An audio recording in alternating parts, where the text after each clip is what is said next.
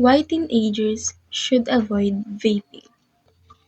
In recent years, vaping has become increasingly popular among teenagers, often seen as cool or safer alternative to smoking. However, teenagers should avoid vaping because it poses serious health risks, leads to addiction, and negatively affects their overall well-being. First, vaping exposes teenagers to harmful chemicals.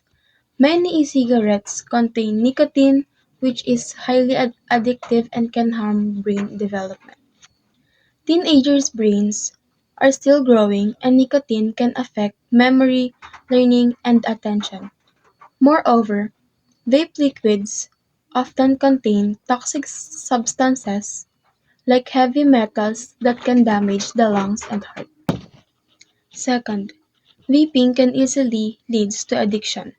Once teenagers get hooked on nicotine, quitting becomes extremely difficult.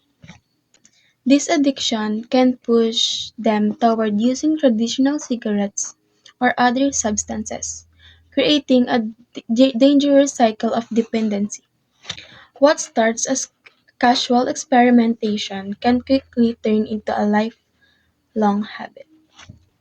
Lastly, vaping can harm a teenager's social and emotional well-being. It can lead to stress, poor academic performances, and conflict with parents or teachers. The money spent on vapes could be better used for more positive and productive activities. In conclusion, vaping is not as harmless as it may seem. It endangers teenagers' health and damages their future.